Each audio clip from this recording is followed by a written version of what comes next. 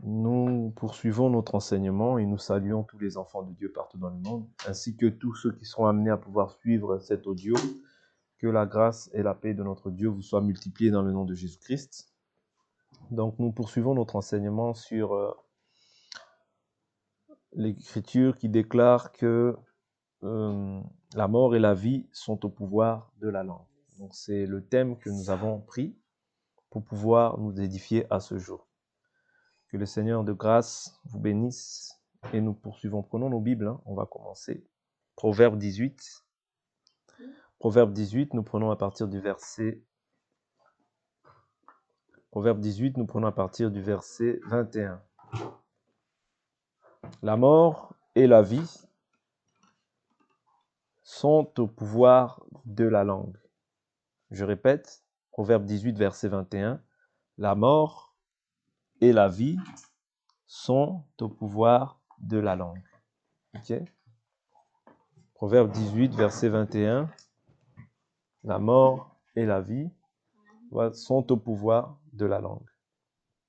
Ok? C'est ça. Elle est là. Donc ici, nous avions essayé de voir comment est-ce que nous, étant des enfants de Dieu, nous devons nous efforcer aussi à dire du bien. À dire du bien, parce que ce qui sort de notre bouche, c'est ce qu'il y a dans notre cœur. L'Écriture nous dit, c'est de l'abondance du cœur que la bouche parle. Et un enfant de Dieu doit être prompt à pouvoir bénir. Voilà pourquoi Jésus nous dit, bénissez et ne maudissez pas. Ok? Car c'est à cela que nous avons été appelés, à bénir. Bénir ici, il faut comprendre, c'est dire du bien en faveur d'eux, en faveur d'une personne. Vous comprenez? Nous ne sommes pas prompts à critiquer, calomnier. Ces choses-là ne sont pas la nature d'un enfant de Dieu. Ok? Ce ne sont pas la nature d'un enfant de Dieu. Parce que c'est ces choses-là que Dieu veut détruire dans la vie de l'homme. Calomnie, toujours dire du mal des autres, ce n'est pas bon. Ouais? C'est-à-dire que Dieu nous pousse à dire du bien en faveur des gens. Ouais? À parler de bonnes choses à l'égard des gens. Et nous avons vu cela même à tous les niveaux. Nous pouvons voir cela même à l'égard de nos époux, à l'égard de notre épouse, à l'égard de nos enfants, à l'égard de nos semblables, et même des personnes que nous ne connaissons pas. Nous devons avoir pour habitude de dire du bien. Voilà pourquoi l'Écriture dit même que la bouche qui parle beaucoup ne manque pas de péché. Ouais? C'est-à-dire qu'un enfant de Dieu doit être aussi celui qui sait retenir ses lèvres, c'est-à-dire doit avoir de la retenue. Ok? Quelqu'un qui parle à tout va, tu verras que c'est quelqu'un qui va beaucoup pécher. Oui? Et quelqu'un qui sait se retenir, qui a de la retenue, c'est une personne qui est sage.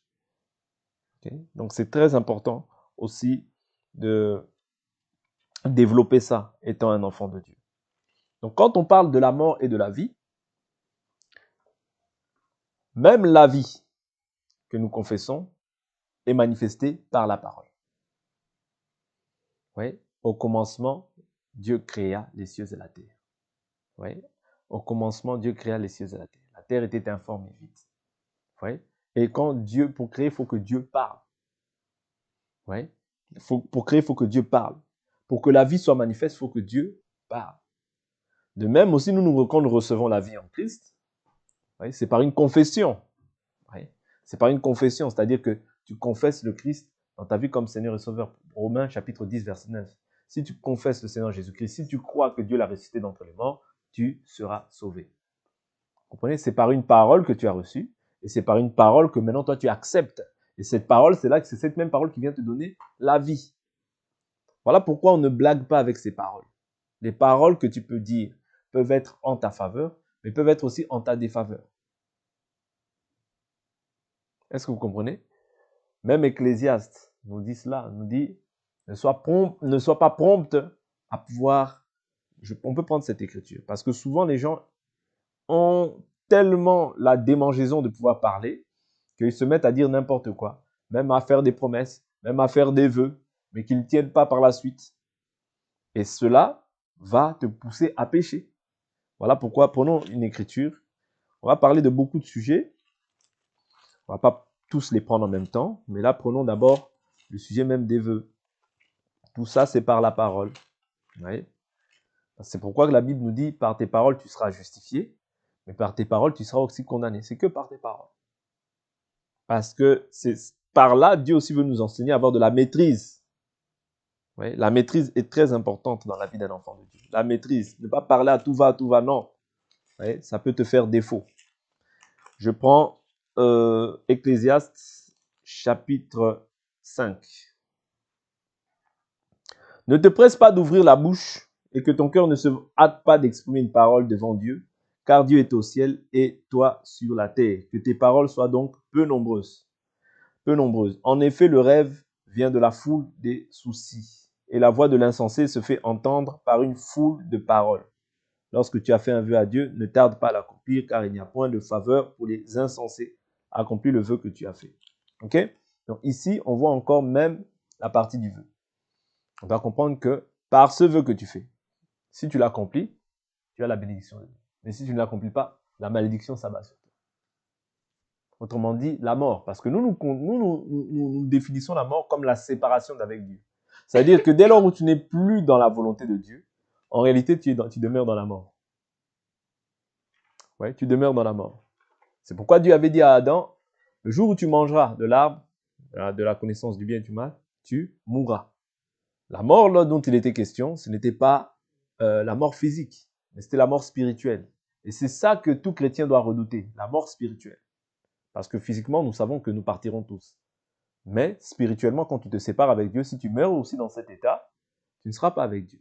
Vous comprenez? Donc, il est très important de veiller, vous voyez, de veiller à ce que nous disons, de ne pas être prompt à parler, mais d'être prompt à écouter. C'est ce que la Bible nous dit.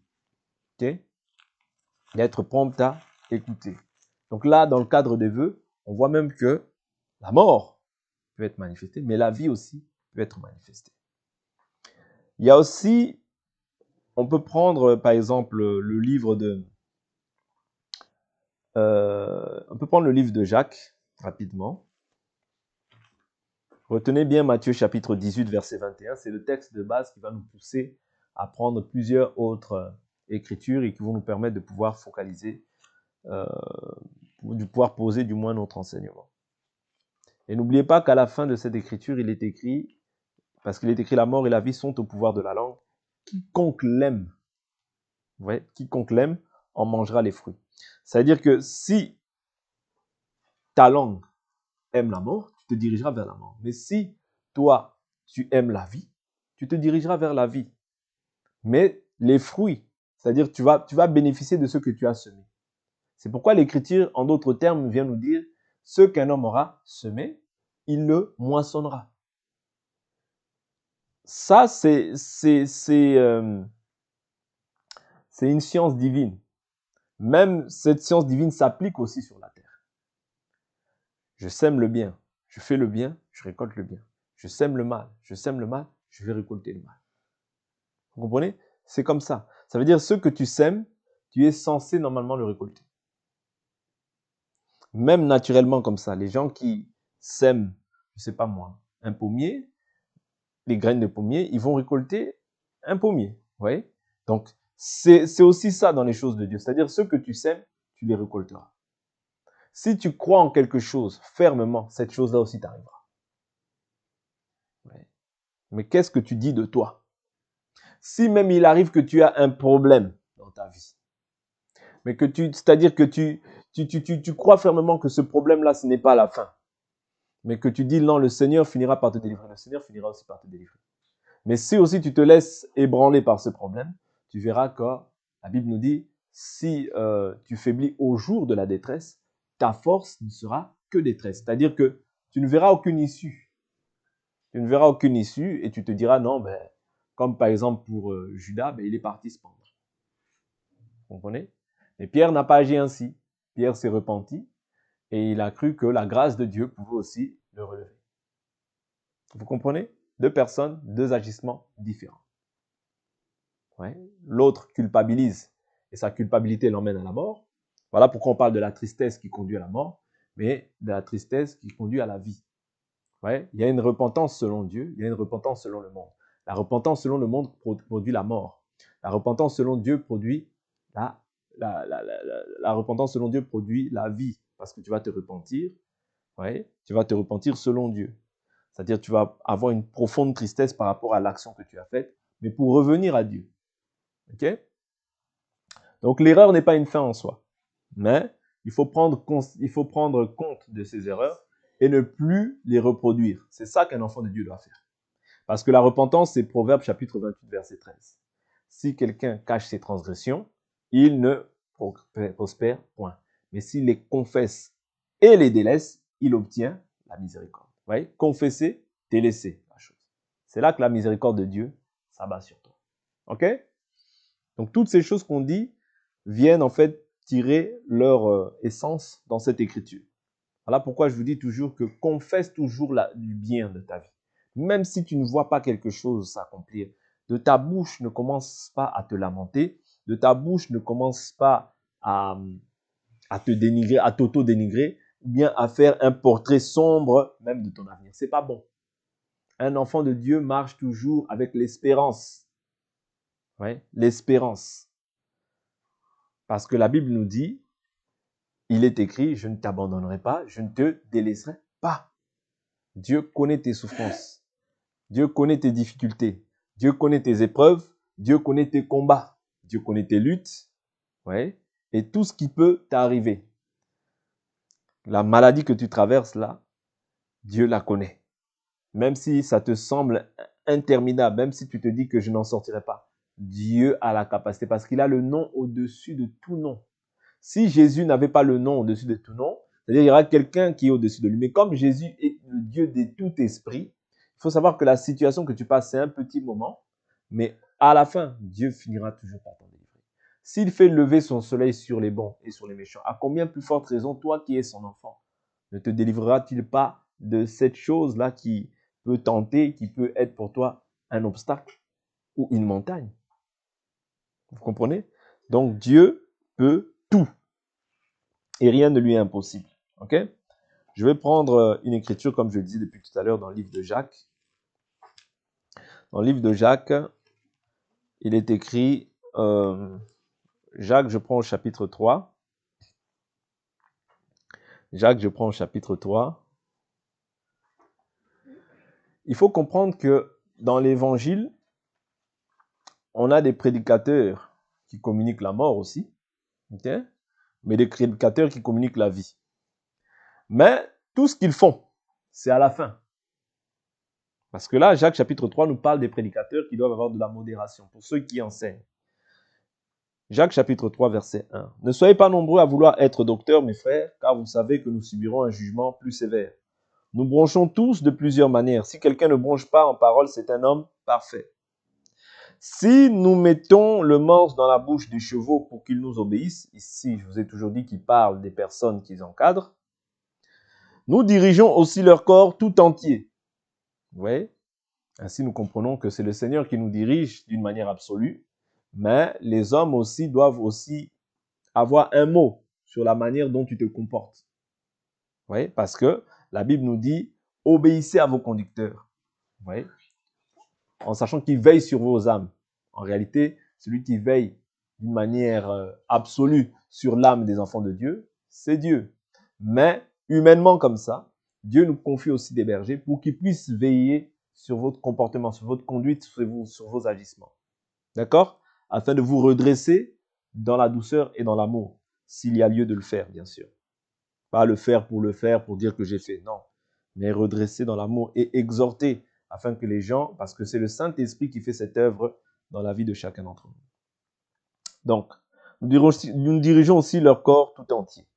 Voyez encore les navires, si grands qu'ils soient, et poussés par des vents impétueux, ils sont dirigés par un très petit gouvernail au gré du pilote. C'est-à-dire qu'il y a beaucoup de personnes, mais il y a un pilote. C'est-à-dire que ce n'est pas tout le monde qui pilote, non. Ok? Donc l'Écriture nous dit, de même la langue. Vous voyez? C'est-à-dire qu'il prend cet exemple pour en arriver à la langue. Okay? Pour en arriver à la langue, il dit quoi concernant la langue? Il dit, est un petit feu, est un petit membre, mais elle a de grandes prétentions. Voyez comme un petit feu peut embraser une grande forêt. Or, la langue aussi est un feu. Elle est le monde de l'injustice. La langue a sa place parmi nos membres.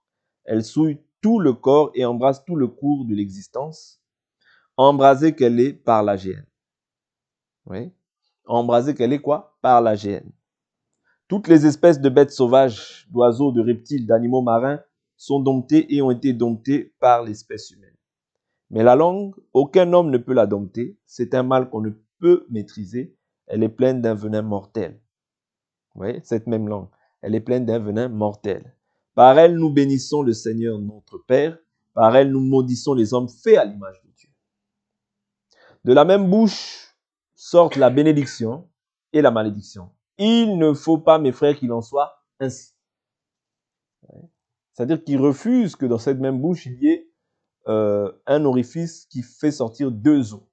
L'eau douce et l'eau amère. Non. C'est-à-dire qu'il faut choisir. Même sur ce point-là, il faut choisir.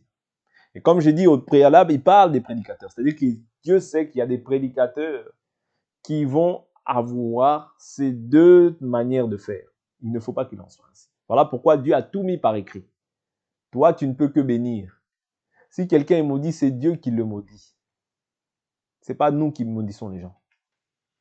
Parce que, souvenez-vous, je fais rappel juste à votre souvenir, lorsque Balak vient voir Balaam pour qu'il puisse maudire Israël, Balaam dit, maudis-moi ce peuple, maudis-moi ce peuple, afin qu'il soit maudit et que je puisse le dominer parce qu'il est plus fort que moi.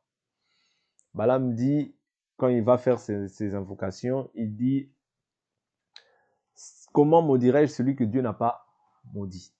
Vous comprenez? C'est-à-dire que pour qu'un enfant de Dieu soit maudit, il faut qu'au préalable, ce soit Dieu qui l'a maudit. Tant que tu marches dans la volonté de Dieu, tu ne seras pas maudit. Parce que la malédiction sans cause n'aboutit à rien. Ouais, la malédiction sans cause. S'il y a une cause, ça peut t'atteindre. Mais la malédiction sans cause n'aboutit à rien. Mais moi, je ne dois pas être prompt à maudire quelqu'un. Non. Celui qui prêche, celui qui encadre les gens ne doit pas être prompt à maudire les gens. Non, c'est pas ça, la doctrine de Christ. Ok? Ce n'est pas ça. Donc, il nous dit quoi? La source fait-elle jaillir par le même orifice l'eau douce et l'eau amère? Un figuier, mes frères, peut-il produire des olives ou une vigne des figues? Une source salée ne peut pas non plus donner de l'eau douce. Vous voyez? Donc ici, il fait ce parallèle-là pour nous expliquer comment est-ce que nous devons nous exprimer vis-à-vis des personnes. Ouais.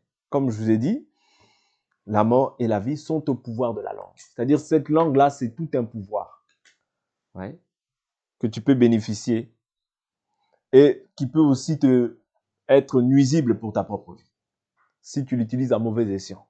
Ou bien si une personne l'utilise envers toi à mauvais escient. Parce que ça peut t'élever, mais ça peut aussi t'abaisser. Or, quand quelqu'un encadre des personnes, c'est afin que les personnes sachent ce qu'ils ont reçu en partage. C'est afin que les personnes soient dans la joie. C'est afin que les personnes puissent refléter Christ. Ce n'est pas afin que les personnes soient diminuées, dénigrées, ouais, et qu'elles se sentent encore plus tristes, lésées et abattues. Non. C'est afin qu'elles sachent ce que Christ a fait pour eux. C'est afin qu'elles marchent maintenant selon Dieu. Et qu'elles marchent surtout dans l'amour. Comment cet amour-là va se produire si de ta bouche ne sortent que des paroles mauvaises? Si de ta bouche ne sortent que des paroles d'animosité? Oui, parce que l'homme ne peut donner que ce qu'il a reçu. Oui. Si en toi, il n'y a pas ce désir-là de vouloir communiquer la vie à une personne, ce que tu vas communiquer, c'est la mort. Ce que tu vas communiquer, c'est la mort. Voilà pourquoi il faut faire attention à ce qu'on écoute. On ne peut pas écouter tout et n'importe quoi. Il y a des choses qui communiquent la mort, il y a des choses qui communiquent la vie. Quand par exemple tu t'attaches à quelque chose, à un enseignement, tu écoutes cette chose-là. Vous voyez? Quand tu aimes cette chose-là, la Bible nous dit quiconque l'aime en mangera les fruits. Si la source n'est pas bonne, ça produira quelque chose en toi. Je prends un exemple. Quelqu'un qui te dit toujours, oh, tu es possédé, tu es ceci, tu es cela, tu es ceci. Tu vas commencer à croire à ces choses-là. Quand les gens écoutent ces choses-là, ils commencent à croire, à mettre foi, parce que la foi vient de ce qu'on entend. Ce qu'on entend vient de la parole du Christ. Donc, à force d'écouter ces évangiles-là, tu mangeras aussi les fruits. Quiconque l'aime en mangera les fruits. C'est-à-dire que maintenant, tu vois quelqu'un, tu es dans la suspicion, tu es dans la peur, dans le doute, dans la crainte. Ça, c'est pas l'évangile. L'évangile doit produire l'assurance. Ouais, l'assurance que Dieu nous donne. C'est pour ça que je vous dis que la mort et la vie sont au pouvoir de la langue. C'est-à-dire que ceux même que tu écoutes, tu dois vérifier si la source est bonne. Si la source n'est pas bonne, ça va produire autre chose en toi. Quand l'évangile vient en toi et que ça commence à produire l'orgueil, c'est pas l'évangile pur. C'est toujours la source qu'il faut vérifier. C'est-à-dire que la source là est mauvaise. L'évangile doit produire en toi le caractère de Christ, l'amour de Dieu, l'amour des personnes, des frères, des sœurs. L'évangile ne peut pas produire en toi la haine de ton frère, la haine de ta sœur. Non. Comprenez? Quand l'évangile commence à produire en fait des fruits infects, ce n'est plus l'évangile. Il faut mettre ça de côté. Quand l'évangile commence à produire en toi la haine de tes parents, la haine de tes frères et sœurs dans la chair, ce n'est plus l'évangile. Il faut mettre ça de côté. Vous voyez? Ça devient maintenant les traditions des hommes, ça devient maintenant les raisonnements humains, ça devient maintenant la philosophie des hommes. Donc faisons attention parce que dans cette génération, nous sommes en plein dans ces choses. C'est-à-dire chacun ramène maintenant ses raisonnements, chacun ramène maintenant sa pensée, sa philosophie, sa manière de comprendre les choses. Non, tout a été déjà mis par écrit. Oui. Nous devons maintenant veiller à ce qu'on écoute, veiller à tout ce qu'on reçoit. Pourquoi? Pour ne pas nous écarter.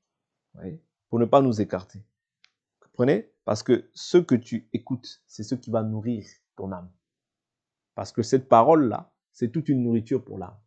Lorsque tu lis cette parole, c'est une nourriture pour ton âme. Mais quand tu écoutes aussi, ça conduit maintenant.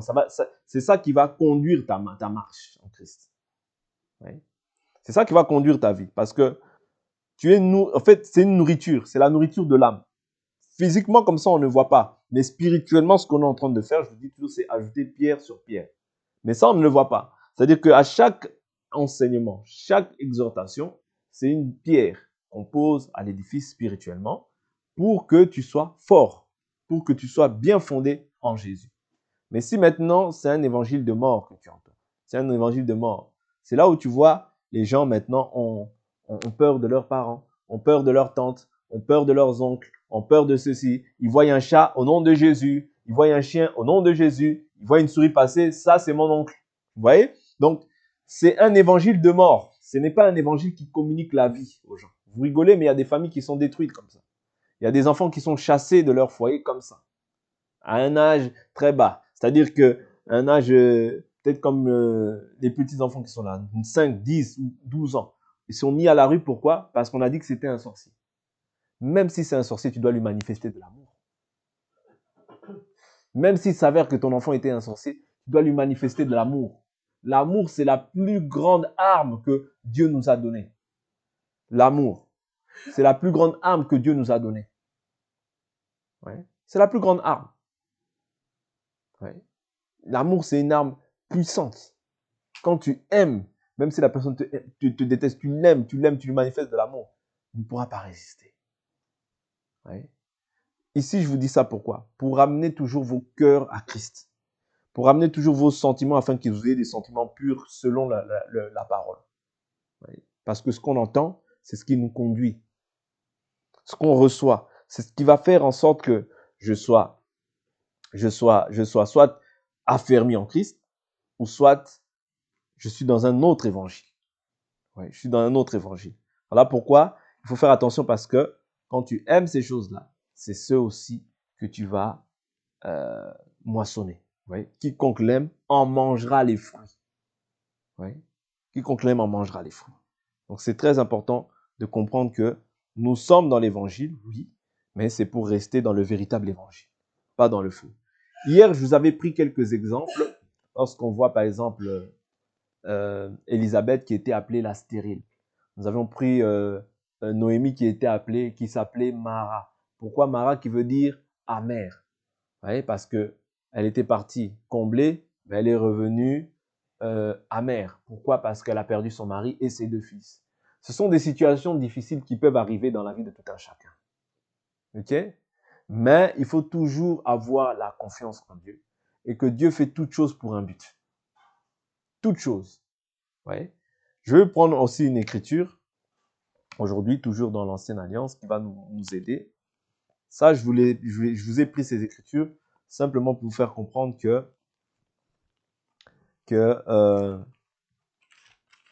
Dieu fait toute chose pour un but. Quand on prend par exemple, prenons une écriture dans le livre de Juges. Je vais prendre deux écritures qui vont nous aider. Alors, Juges. Je prends au chapitre.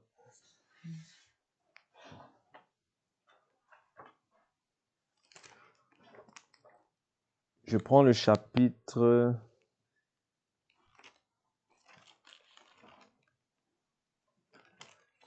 Chapitre 6.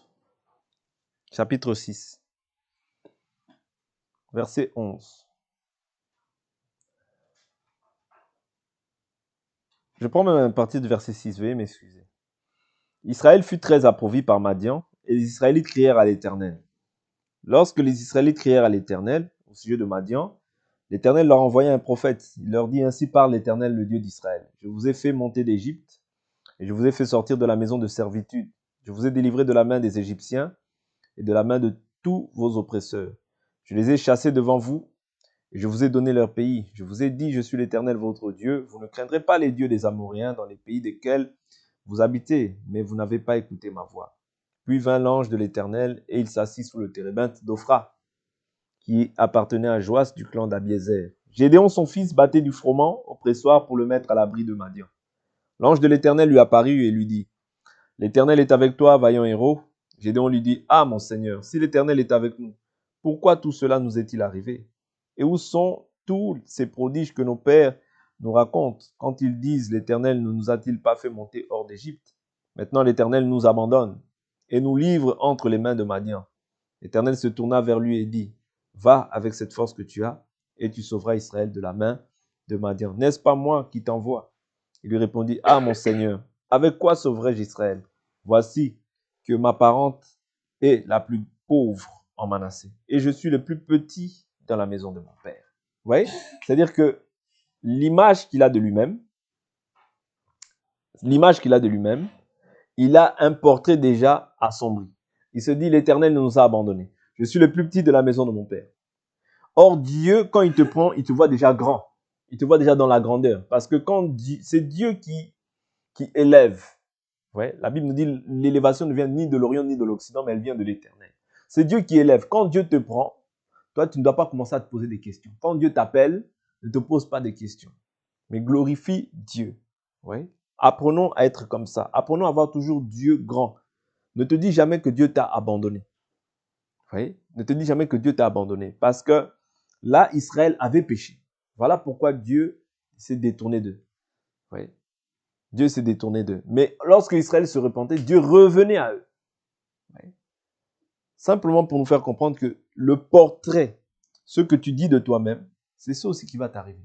Ce que tu crois que tu es, c'est ce qui va t'arriver. Si tu te dis: non, moi je suis petit, tu peux rester aussi petit toute ta vie. Si tu vois de toi une grande personne, tu seras aussi une grande personne. Parce que c'est ce que tu as confessé de ta bouche. Oui. C'est ce que tu as confessé de ta bouche. Vous comprenez? Donc tu dois confesser toujours des paroles de bénédiction, même sur ta propre vie. Tu dois prononcer des paroles de bénédiction, même sur ta propre vie. Et tu verras que ce que toi tu as appelé à l'existence se matérialisera dans ta vie physique comme ça. Oui. Évite de dire de toi-même que moi je suis pauvre. Non. Moi je n'ai rien. Non. Tu as quelque chose. Parce que là le Seigneur lui dit, l'Éternel lui dit: mais je serai avec toi et tu battras Madian comme un seul homme. Vous voyez? Il y a un moment où il lui dit: qu'as-tu? Ouais, je prends cette écriture. Alors, attendez, je continue la lecture. Il y a un moment où il dit: qu'as-tu? Voilà. Non, l'Éternel se tourna vers lui et il dit: va avec cette force que tu as. Vous voyez? L'Éternel se tourna vers lui et il dit: va avec la force que tu as. C'est-à-dire, Dieu a mis quelque chose en chacun d'entre nous. Un potentiel, une capacité dans la vie de chacun d'entre nous. L'autre peut-être a de la facilité à faire de l'argent. L'autre peut-être a de la facilité à faire telle ou telle chose. Dieu a mis un potentiel dans la vie de chacune de ses créatures. Et à combien plus forte raison, nous qui sommes ses enfants, il nous donne des dons. Dieu a mis un potentiel dans la vie de chacun d'entre nous. Voilà pourquoi ne te regarde pas comme petit devant Dieu. Ne regarde pas la chose que tu fais comme petit. Non, si tu vois la chose grande, c'est ça aussi qui va t'arriver. Si tu te dis demain, moi j'ai commencé petit, mais je finirai grand dans cette chose-là, à force de confesser cela, tu verras les fruits, tu mangeras aussi de ça. Vous comprenez? Ne te vois pas petit, ne te vois pas moindre. C'est-à-dire, il y a des gens qui n'avancent pas, non pas parce que c'est Dieu qui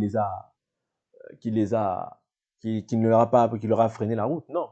Mais il y a des gens, c'est eux-mêmes. C'est-à-dire qu'ils se voient comme petits. Ils se disent, moi je n'y arriverai pas. Moi, je ne peux pas arriver à faire ça. Moi, ceci, cela, non. Moi, ceci, cela, non. Non. C'est pas que l'autre a plus de capacité, mais l'autre croit en lui. Vous voyez? C'est-à-dire que le fait que tu crois en toi, c'est ça aussi qui va t'arriver. Vous voyez? C'est ça aussi qui va t'arriver. Voilà pourquoi confesse déjà même de ta bouche. Vous voyez? Confesse déjà de ta bouche les choses que tu ne vois pas. Appelle à l'existence ce qui n'existe pas. Tu verras aussi cette chose à t'arriver. Ouais. Tu verras cette chose t'arriver. Ok? Je prends une deuxième écriture. Prenons Job. Prenons Job. Non, avant de prendre Job, je vais prendre le livre de Chroniques. Je prends le livre de Chroniques. Je prends 1 Chronique chapitre 4. 1 Chronique chapitre 4. Je prends à partir du verset 8. Kots engendra Anoub et Atsobeba et les clans d'Aharel, fils d'Arum. Yaïbetz était plus considéré que ses frères et sa mère. Sa mère l'appela du nom de Yaïbetz en disant, c'est parce que je l'ai enfanté dans la douleur. Ouais. C'est parce que je l'ai enfanté dans la douleur. Yaïbetz invoqua le Dieu d'Israël en disant, si tu me combles de bénédictions et que tu étendes mes limites, si ta main est avec moi, et si tu fais que loin du malheur, j'échappe à la douleur, vous voyez, son nom. Ok? Aujourd'hui, nous savons que ces choses-là n'ont plus d'influence sur nous. Parce que Jésus-Christ a porté nos péchés sur son corps. Vous voyez? Lui qui s'est fait malédiction pour que nous puissions hériter la bénédiction. Vous voyez? C'est-à-dire que le nom avait une incidence sur sa vie. Voilà pourquoi il dit quoi? Il dit, et si tu fais que loin du malheur, j'échappe à la douleur, et Dieu accorda ce qu'il avait demandé. Vous voyez? C'est-à-dire, Yaïbet, il dit quoi? Si tu me combles de bénédictions et que tu étendes mes limites, si ta main est avec moi, et si tu fais que loin du malheur, j'échappe à la douleur. Vous voyez? Parce que son nom, c'était quoi? C'était Yaïbet, parce que sa mère lui dit, je l'ai enfanté dans la douleur. Ok? Et Dieu accorda ce qu'il avait demandé. C'est-à-dire que là, Dieu a étendu ses limites. Proclame et a pour habitude de proclamer de bonnes choses pour ta propre vie, mais pour la vie aussi même de tes enfants, pour la vie de tous ceux qui sont autour de toi. Oui. Et tu verras que ces choses-là, tu les percevras. Tu les verras s'accomplir. Je prends encore une écriture dans le livre de Job. Job, vous connaissez tous l'histoire de Job. Vous avez lu, vous savez que Job, c'est quelqu'un qui craignait Dieu. Ok? Et que malgré la maladie, cela ne l'a pas poussé à pouvoir rejeter Dieu. Ok? Mais il y avait des moments, Job se voyait comme juste devant Dieu et il reprochait Dieu de lui avoir fait cela alors que lui, il était intègre et droit. Ok?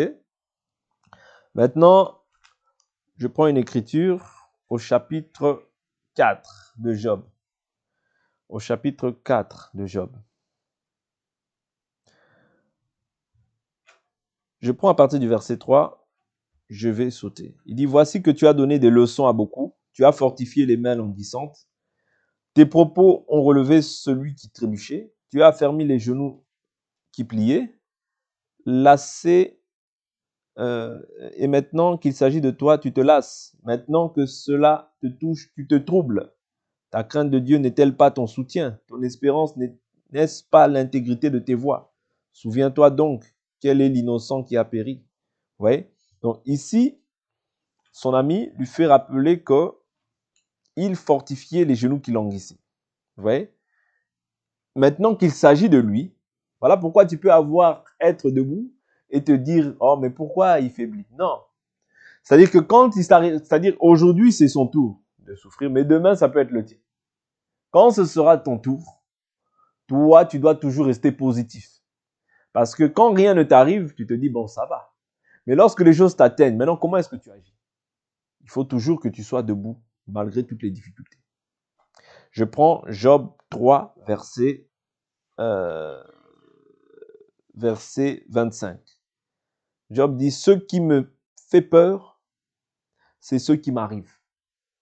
Ce qui me fait peur, c'est ce qui m'arrive. Souvent, il peut arriver des choses dans ta vie, non pas parce que Dieu les veut, mais parce que tu redoutes cette chose-là. Un enfant de Dieu, ce n'est pas celui qui marche, c'est-à-dire qui redoute quoi que ce soit. Un enfant de Dieu, c'est celui qui affronte. Proverbe 30, qui dit, le lion est le héros des animaux. Il ne recule devant rien. Ouais. Le lion est le héros des animaux. Et toi, nous avons aussi cette nature, parce que notre père est le lion de la tribu de Juda. Ouais. Et le lion de la tribu de Juda. Quand toi, tu es en Christ, tu as la nature aussi du lion. Tu ne peux pas reculer lorsque les événements, les épreuves s'élèvent devant toi. Tu ne recules pas.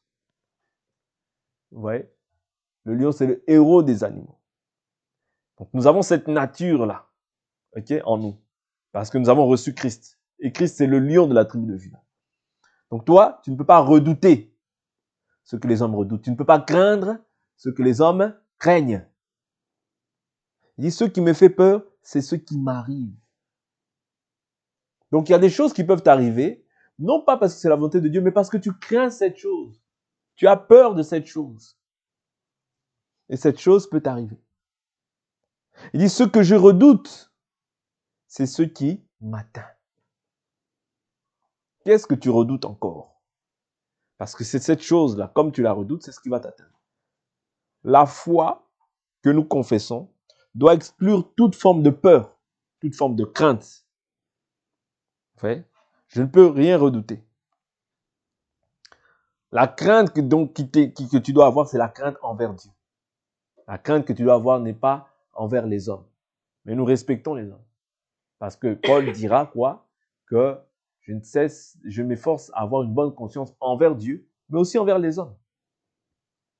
Mais ma vie n'est pas focalisée par rapport à ce que les hommes disent de moi. N'est pas centrée sur ce que les hommes pensent ou disent de moi. Tant que tu vis, tant que tu n'as rien dans la conscience, Dieu est plus grand dans notre cœur, il connaît toutes choses. C'est ce que la Bible nous dit. Ouais. Donc, ici, tous ces versets que j'ai pris, c'est pour nous aider, tous autant que nous sommes, et nous ramener à de bons sentiments en Christ. Et même Pierre, plus loin là-bas, vient nous dire la même chose. Ouais. Que de votre bouche ne sorte pas, qu'il n'y ait pas je peux prendre cette écriture, on va s'arrêter là. Je vais prendre cette écriture, on va s'arrêter là. Je ne veux pas l'écorcher. Je vais prendre cette écriture rapidement.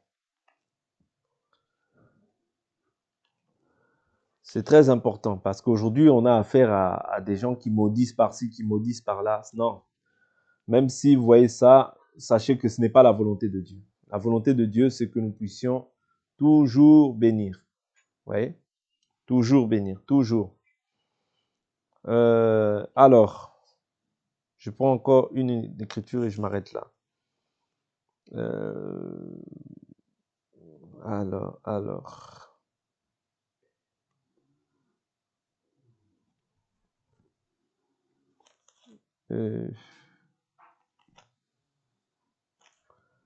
Bon, je vais prendre Pierre. Pierre en parle. On avait déjà vu cette écriture dernièrement. 1 Pierre chapitre 3.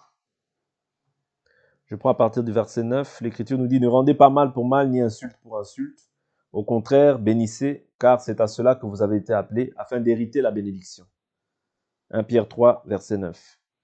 Si en effet quelqu'un veut aimer la vie et voir des jours heureux, qu'il préserve sa langue du mal, qu'il ait ses lèvres des paroles trompeuses, qu'il s'éloigne du mal et fasse le bien, qu'il recherche la paix et la poursuive, car le Seigneur a les yeux sur les justes et les oreilles ouvertes à leurs prières.